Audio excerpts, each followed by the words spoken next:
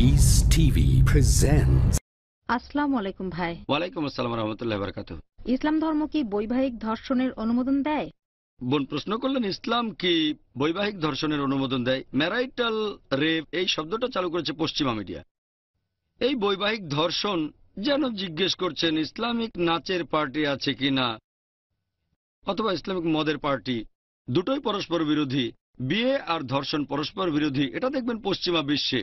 যেন বলছেন একজন লোক লম্বা এবং বেটে অথবা মোটা চিকন মানুষ দুটোই অপোজিট। অথবা ধরেন বলা হলো Islamic musical dance party, music আর ডান্স ইসলামে হারাম, তারপরেও মিউজিক্যাল ডান্স পার্টি। একইভাবে বৈবাহিক ধর্ষণ, বিয়ে একটা পবিত্র চুক্তিনামা, নিকা পবিত্র অঙ্গীকারনামা। আর যখন একজন পুরুষ এবং একজন মহিলা তারা বিবাহ বন্ধনে আবদ্ধ হয়, স্বাভাবিকভাবেই তাদের মধ্যে সম্পর্ক স্থাপনের অনুমতি আছে। হ্যাঁ, বিনা কারণে জবরদস্তি করা উচিত না, তবে একইভাবে একজনের আরেকজনকে প্রত্যাখ্যান করাও উচিত না যদি কোনো চাহিদা থাকে। ম্যারাইটাল রেপ বা বৈবাহিক ধর্ষণ এটা পশ্চিমা মিডিয়ার বানানোর শব্দ। ইসলামে এটার কোনো গুরুত্ব নেই। ইসলামে এটা আমাদের দায়িত্ব, এটা আমি আগেও বলেছি। আল্লাহ পবিত্র কোরআনে বলেছেন সূরা বাকারা 2 নম্বর অধ্যায়ের 187 নম্বর আয়াতে, হুন্না লিবাসুল লাকুম আনতুম লিবাসুল লাহুন্না। অনুষ্ঠানের প্রথমে আমি এই আয়াতটা দিয়ে শুরু করেছিলাম যে তোমাদের স্ত্রীগণ তোমাদের পরিচ্ছদ আর তোমরা তাদের পরিচ্ছদ। পরিচ্ছদের কাজ হলো একে অন্যকে রক্ষা করা, গোপন করে রাখা, একে অন্যকে সুন্দর করা।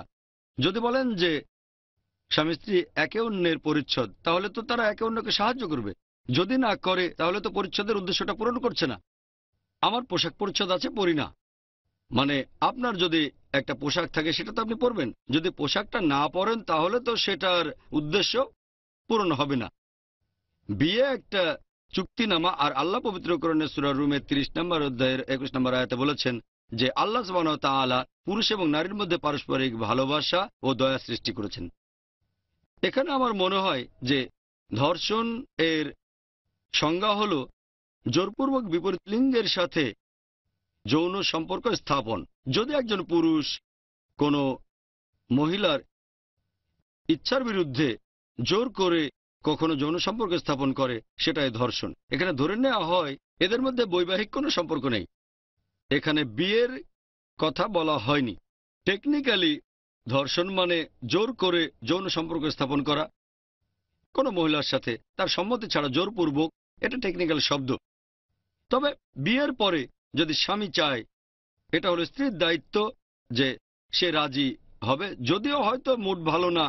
আর নবীজি সাল্লাল্লাহু আলাইহি সাল্লামের একটা হাদিস আছে যে যদি কোনো স্ত্রী তার স্বামী চাওয়ার পরেও রাজি না হয়, ফেরেশতাগণ তাকে অভিশাপ দেবে। এটার ভিত্তিতে বলা যায় বৈবাহিক ধর্ষণের প্রশ্নই আসে না, ম্যারাইটাল রেপ। একই সাথে স্বামীকেও বিবেচক হতে হবে যে স্ত্রীর এখন মুড ভালো না অথবা ভালো লাগছে না, সে বলবে ঠিক আছে পরে দেখা যাবে। এই সম্পর্কটা হাত আর গ্লোভসের মতো। যদি স্ত্রীর মুড ভালো না থাকে, স্বামীকে একটু বিবেচক হতে হবে। কোনো চাহিদা থাকলে সেটা পরে মেটাবে। আসলে একজন আরেকজনকে বুঝতে হবে। ধরেন স্ত্রী অর্ধেকের বেশি সময় প্রত্যাখ্যান করেছে, এক্ষেত্রে স্বামীর জন্য বারবার বলা কঠিন। তাই এখানে একে অন্যকে বুঝতে হবে। ইসলাম ধর্মে ম্যারিটাল রেপ বা বৈবাহিক ধর্ষণ বলে কিছু নেই। পশ্চিমা দেশগুলোতে এটা আছে, ইসলাম ধর্মের স্থান নেই। আশা করি উত্তরটা পেয়েছেন। Peace TV presents.